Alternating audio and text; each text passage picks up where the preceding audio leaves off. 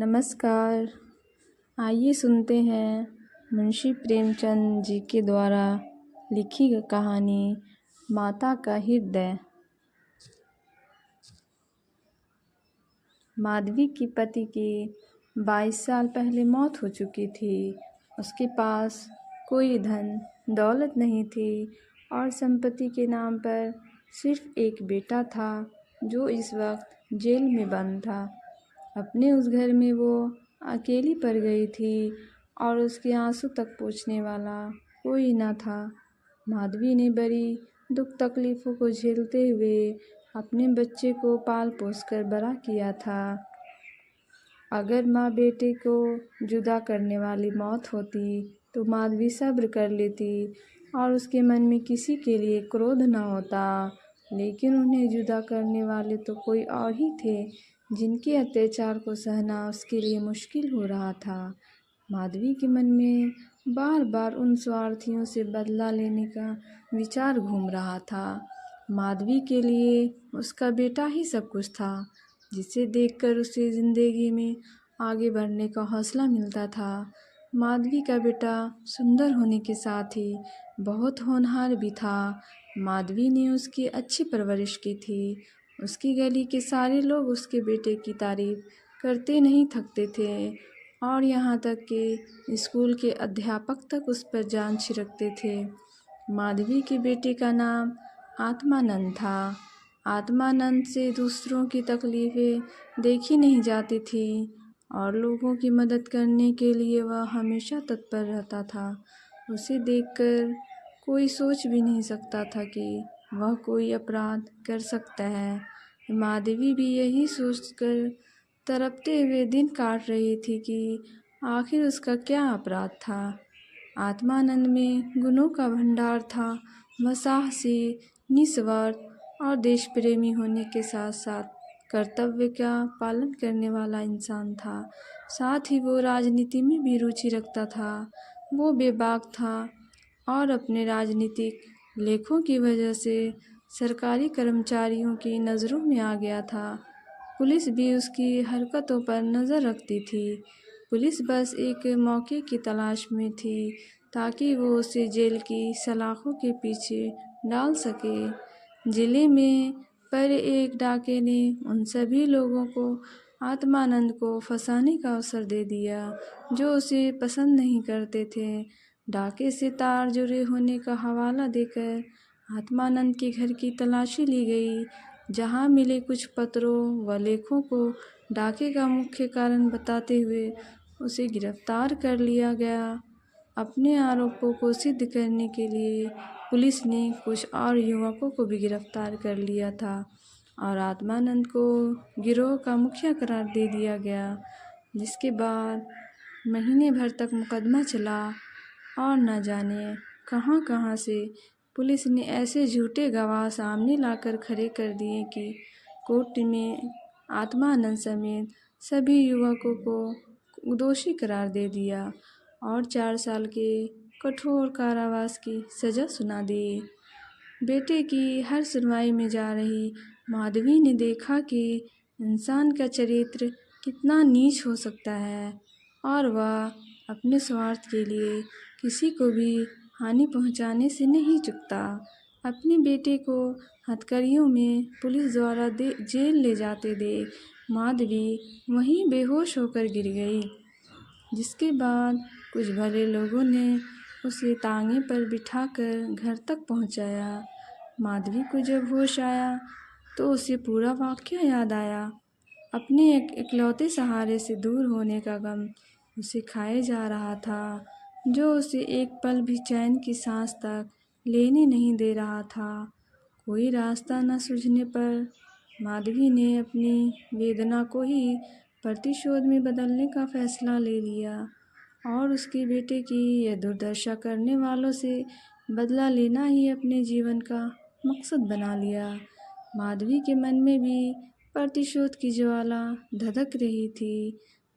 वह बस यही सोच रही थी कि ऐसा क्या करें कि जिससे उन अत्याचारियों से बदला लिया जा सके। देर रात तक माधवी सोचती रही कि विधवा जीवन जीते 22 साल बीत गए, लेकिन अब उसे बाहर निकलना होगा। अपने अंतर्मन से माधवी कहने लगी कि इस दुनिया में अच्छे कर्मों की कोई जगह नहीं है और हो सकता है ईश्वर ने भी निराश होकर हमसे मुंह फेर लिया हो। तो ऐसे में उन अत्याचारियों को दंडित करने के लिए उसे ही कदम उठाना होगा। शाम का वक्त था। लखनऊ में एक बड़ा सा बंगला झिलमिलाती लाइटों से सजा था, जहाँ दोस्तों की महफिल सजी थी और गाना बजाना हो रहा था। एक और मेज आतिशबाजियों से सजी थी तो दूसरी ओर तरह तरह के पकवान रखे थे। बंगले के चारों ओर पुलिसकर्मी तैनात थे, क्योंकि वह बंगला पुलिस सुपरिटेंडेंट मिस्टर बागची का था। बागची ने एक बड़ा मार्के का केस जीता था, जिससे खुश होकर अफसरों ने उन्हें तरक्की दी थी, जिसकी खुशी में जश्न मनाया जा रहा था। मार्के का केस जिसमें पुलिस बेगुनाह युवकों को झूठे केस में फंसाकर जेल में भर देती थी। यहाँ आए दिन उत्सव होते ही रहते थे। महफिल में रौनक बढ़ाने के लिए मुफ्त में गाने बजाने वाले, आतिशबाजियों और आधे दामों पर मिठाइयाँ व फल फूल उन्हें आसानी से मिल जाते थे।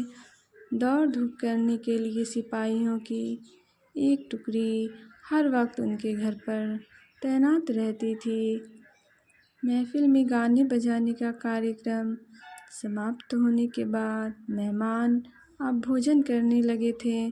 दुकान से दावत का सामान ढोने वाले मजदूर उन्हें कोसते हुए वहाँ से चले गए थे। बस बाकी बचे मजदूरों के साथ एक बूढ़ी औरत वहाँ काम कर रही थी। वो बूढ़ी औरत चेहरे पर हल्की मुस्कान लिए अपने काम में मग्न थी। वह महिला और कोई नहीं बल्कि माधवी थी, जो बदला लेने के लिए मजदूर बनकर काम कर रही थी। महफिल ख़त्म होते होते सभी मेहमान जा चुके थे। इक्के दुक्के मजदूर बचा हुआ खाना समेट रहे थे।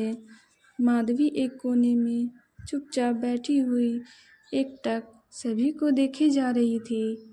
सहसा मिस्टर बागची की नज़र माधवी पर पड़ी तो वो उसके पास पहुँचे और बोले, तुम अब तक यहाँ क्या कर रही हो? कुछ खाने के लिए मिला या नहीं? माधवी ने नज़र उठाकर बागची को देखा और कहा, साहब, खाना तो मिल गया, लेकिन मेरे पास जाने के लिए कोई जगह ही नहीं है। अगर आपको एतराज़ ना हो तो मुझे यहीं कोने में पड़ी रहने दीजिए। माधवी की बात सुनकर बागची ने कहा, नौकरी कर लेगी बंगले में? बच्चे को पालना आता है क्या? बागची की बात सुनकर माधवी ने तपाक से कहा, जी साहब, बच्चों को अच्छे से खिलाना जानती हूँ। इसके अलावा घर के छोटे बड़े सभी काम कर लेती हूँ। बस मुझे एक मौका तो दे दीजिए। माधवी की ओर ध्यान से देखते हुए बागची ने कहा, ठीक है, तुम आज से ही काम शुरू कर दो। माधवी को बगीचे के बंगले में काम करते हुए 1 महीने से अधिक हो गया था। माधवी अपने काम में इतनी निपुण थी कि उससे पूरा घर खुश था। बागची की पत्नी का स्वभाव चिड़चिड़ा था और वह आलस व अपनी खराब सेहत के चलते दिन भर बिस्तर या सोफे पर पड़ी रहती और नौकरों पर चिल्लाती रहती। उसके स्वभाव के कारण बच्चे का ध्यान रखने वाली आया ज़्यादा दिन टिक ना पाती। माधवी उसकी जली कटी बातें सुनकर भी चुपचाप अपने काम में लगी रहती। इसलिए बागची की पत्नी को उससे कुछ खास शिकायतें ना थीं। उसने अपने बच्चे की देखभाल की जिम्मेदारी भी माधवी को ही दे दी थी। मिसेज बागची और उनकी पत्नी को इससे पहले भी कई बच्चे हो चुके थे, लेकिन अज्ञात कारणों से उनका एक भी बच्चा कुछ महीनों या फिर साल भर से ज़्यादा जीवित नहीं बच पाता था। इसलिए इस बच्चे पर दोनों माँ बाप की जैसी जान बसती थी। पढ़े लिखे होने के बावजूद दोनों अपने बच्चे की सुरक्षा के लिए टोना टोटका व जंतर मंतर अपनाने से भी परहेज न करते थे। बच्चा माधवी के पास ही ज़्यादा समय भी बिताता। इस वजह से वो माधवी से काफ़ी ज़्यादा घुल मिल गया था। अगर माधवी कुछ देर के लिए भी उसकी नज़रों से दूर हो जाती तो बच्चा ज़ोर ज़ोर से रोने लगता। बच्चा माधवी को ही अपनी माँ समझता और वह साथ खेलती तो ही खेलता, वह दूध पिलाती तो पीता और वह सुलाती तो ही उसे नींद आती। अपने पिता को तो वो बच्चा जैसे कोई अजनबी समझता और माँ उस पर ध्यान नहीं देती थी। माधवी को लगा था कि बड़े घर में काम करने से तनख्वाह अच्छी खासी मिल जाएगी, जिससे महीने का खर्च पूरा हो जाएगा। लेकिन यहाँ तो नौकरों से हर एक पैसे का हिसाब लिया जाता। एक दिन बच्चे को गोद में उठाए माधवी ने मालकिन से कहा कि बच्चे के लिए कोई खिलौना गाड़ी मंगा देती तो अच्छा होता। माधवी की बात सुनकर मिसेस बागची ने कुंठित स्वर में कहा, कहाँ से मंगाऊं? इसके लिए खिलौने गाड़ी, हाथ में रुपए भी तो होने चाहिए। इतने रुपए कहाँ हैं हमारे पास? माधवी ने मिसेज बागची की ओर गौर से देखते हुए कहा, मालकिन खिलौना ही तो है। माधवी की बात सुनकर मिसेज बागची ने कहा, अब तुमसे क्या छुपाना, दरअसल तुम्हारे मालिक की पहली पत्नी से 5 बेटियां हैं जो इलाहाबाद के एक स्कूल में पढ़ रही हैं। 5 कुंवारी हैं और उनकी पढ़ाई लिखाई और दूसरे खर्चों में इनका आधा वेतन चला जाता है। ऊपर से लड़कियों की शादी करवाने के लिए ज़्यादा पैसे लगेंगे। अब कहाँ से लाएं इतने पैसे? मिसेज बागची की बातें सुनकर माधवी बोल पड़ी, मालिक को तो घूस मिलती होगी ना। माधवी यह कहकर चुप हो गई। मिसेज बागची ने गहरी सांस भरते हुए कहा, ऐसी कमाई में बिल्कुल बरकत नहीं होती। काली कमाई का पैसा एक हाथ आता है तो दूसरे हाथ से चला जाता है। जैसे जैसे दिन बीतते जा रहे थे, माधवी के मन में उस बच्चे के लिए स्नेह और भी बढ़ता जा रहा था। कभी कभी बदला लेने की बात याद आती तो वह क्रोध से भर जाती और फिर बच्चे को देखकर शांत हो जाती। वहाँ रहते हुए माधवी मिस्टर बागची के परिवार की स्थिति से वाकिफ़ हो गई थी। कई बार तो वह अपना दर्द भूलकर उनके परिवार के लिए चिंतित हो जाती और उसका मन दया से भर जाता। माधवी सोचती रहती, मालिक आखिर 5 बेटियों की शादी कैसे कराएंगे? ऊपर से पत्नी बीमार रहती है और बच्चा छोटा है। ज़रूर उनके परिवार पर अभिशाप है, वरना इतना सब होने के बावजूद कौन दुखी रहता है। कमज़ोर बच्चों के लिए बरसात तो बीमारियां लेकर आती हैं। बरसात में उन्हें अक्सर खांसी, जुकाम और बुखार घेर लेता है। ऐसी ही बरसात में माधवी एक दिन किसी काम से अपने घर चली गई। पीछे से बच्चे ने रो रो कर पूरा घर सर पर उठा लिया। कुछ देर गोद में उठाने के बाद मिसेज बागची ने एक नौकर को उसे टहलाने के लिए सौंप दिया। कुछ देर आंगन में घुमाने के बाद नौकर ने बच्चे को हरी घास पर बिठा दिया। बारिश के पानी से ज़मीन गीली थी और बच्चा ऐसे ही कई घंटों तक पानी में खेलता रहा। वह नौकर दूसरे नौकरों के साथ गप्पे हाँकने में मस्त हो गया। काफ़ी देर बाद जब नौकर को ध्यान आया तो वह बच्चे को फटाफट भीतर ले गया और उसके कपड़े बदलवाए। शाम होते ही जुकाम से बच्चे की नाक बहने लगी और खांसी से गले की आवाज़ आने लगी।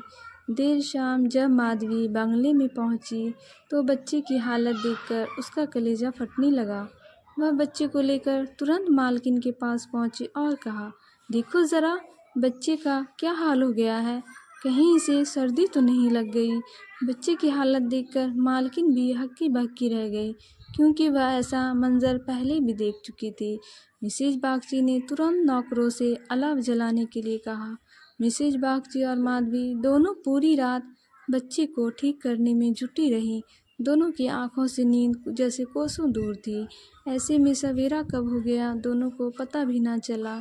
मिस्टर बागची को जैसे ही बच्चे के बीमार होने की खबर मिली, वह डॉक्टर को लेकर सीधे घर पहुँचे। 3 दिन में बच्चे की हालत में सुधार आने लगा, लेकिन वह काफ़ी कमज़ोर हो गया था। बच्चे का ख्याल रखने में माधवी ने दिन रात एक कर दिया। यह वही माधवी थी जो परिवार का सर्वनाश करने का संकल्प लिए उस घर में आई थी और आज उसी घर के चिराग की सलामती के लिए दिन में हज़ारों बार ईश्वर से दुआएं मांग रही थी। शायद माधवी की दुआओं का ही असर था कि बच्चे की सेहत में धीरे धीरे सुधार होने लगा।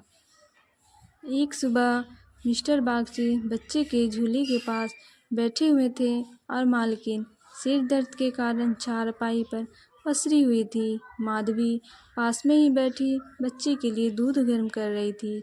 माधवी की ओर देखते हुए मिस्टर बागची ने कहा, हम जब तक जिएंगे तुम्हारे एहसान के तले दबे रहेंगे। यह तुम ही हो जो बच्चों को मौत के मुंह से खींच लाई, वरना हम तो उम्मीद ही हारने लगे थे। इतने में मिसेज बागची भी उठकर पास आ गई और माधवी से कहा, तुम एक देवी बनकर हमारे जीवन के कष्ट हरने के लिए आई हो। आज अगर तुम ना होती तो पता नहीं क्या अनर्थ हो जाता। मेरी तुमसे एक विनती है, वैसे तो जीना मरना सब ऊपर वाले के हाथ में है, लेकिन तुम्हारे हाथ में ज़रूर संजीवनी है। मेरी तो किस्मत ही अभागी है, पर हो सकता है तुम्हारे पुण्यों से मेरे बच्चे की जान बच जाए। माधवी चुपचाप मिसेज बागची की बातें सुन रही थी। मिसेज बागची रुआंसी आवाज़ में कहने लगी, सच कहती हूँ, अब तो बच्चे को गोद में उठाने तक से मुझे डर लगता है। तुम इसे आज से अपना ही बच्चा समझो और उसकी माँ बन जाओ। इसे भी तुमसे बहुत लगाव है। तुम इसे अपने साथ अपने घर ले जाओ और वहीं इसकी परवरिश करो। जब तक यह तुम्हारी गोद में रहेगा हमें चिंता ना होगी। मिसेज बागची की बात सुनकर माधवी ने कहा, मालकिन क्यों ऐसे बुरे विचार मन में ला रही हो। बच्चे की हालत में सुधार हो रहा है और देखना भगवान की इच्छा से सब कुशल मंगल होगा। इतने में मिस्टर बागची बोल पड़े, नहीं बूढ़ी माँ, मेरा दिमाग भले ही इन बातों को ढकोसला करार देता हो, लेकिन मन का एक कोना इस पर विश्वास करना चाहता है।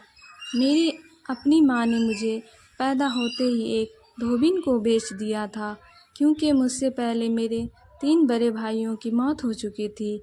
इसलिए मेरी जान बचाने के लिए उन्हें जो उचित लगा उन्होंने किया। अब बारी हमारी है और हमसे जो बन पड़ेगा हम करेंगे। तुम इसे आज से अपना ही बेटा मानो और उसे साथ ले जाओ। हमें जब भी इसके मिलने का मन होगा हम चले आएंगे और खर्च की चिंता न करना। इसकी पूरी परवरिश का खर्चा हम समय समय पर तुम्हें भेजते रहेंगे। मिस्टर बागची ने कहा, मैं जिस पेशे में हूँ मुझे न चाहते हुए भी कई कुकर्म करने पड़ते हैं। झूठी शहादतें बनाकर निर्दोषों को फंसाना पड़ता है।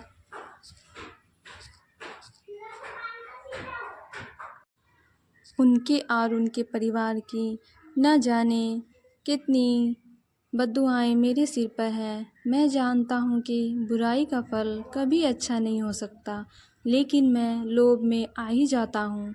अगर मैं ये सब ना करूँ तो नालायक करार देकर निकाल दिया जाऊँगा। अंग्रेज़ों को जहाँ 100 खून भी माफ़ होते हैं, लेकिन हम हिंदुस्तानियों की एक गलती भी हमें भारी पड़ सकती है। इसलिए मेरी विनती है कि हमारे बेटे को स्वीकार कर लो। माधवी को उस बच्चे से बेहद लगाव था, इसलिए वह खुशी खुशी मान गई। गदगद होती हुई माधवी ने कहा, आप दोनों की अगर यही इच्छा है तो मैं बच्चे को अपनाने के लिए तैयार हूँ। मुझसे जो बन पड़ेगा मैं करूँगी। मेरी भगवान से बस यही दुआ है कि हमारे बच्चे को वो अमर करे। बड़ी देर से बच्चा आराम से झूले में सो रहा था। चादर से उसका मुंह ढका हुआ था। माधवी ने दूध गर्म करके बच्चे को पिलाने के लिए जैसे ही उसके मुंह से चादर को हटाया, उसके मुंह से जोर से चीख निकल गई। बच्चे का शरीर पूरी तरह ठंडा हो चुका था और चेहरा पीला पड़ा था। माधवी ने जल्दी से बच्चे को गोद में उठाकर सीने से चिपका लिया और ज़ोर ज़ोर से रोने लगी। बालक सभी को छोड़ भगवान के पास जा चुका था। दिन भर पूरे घर में मातम पसरा रहा और रोने की चीख पुकारों से जैसे पूरा घर कौन गया हो। मिस्टर बागची और उनकी पत्नी का भी रो रो कर बुरा हाल था। माधवी, जो खुद बच्चे को खोने के डर से तड़प रही थी, उन दोनों को भरोसा दे रही थी। माधवी उनसे कह रही थी, अगर उसके बस में होता तो अपने प्राण देकर भी बालक को बचा लेती, लेकिन ऐसा संभव नहीं है। माधवी, जो अपना बदला लेने आई थी, ममता के बंधन में बंध समय दुख लेकर जा रही थी। सच कहते हैं कि माँ का दिल दया का सागर होता है। माँ वह देवी है जिसकी निर्मलता को कोई भी मैला नहीं कर सकता।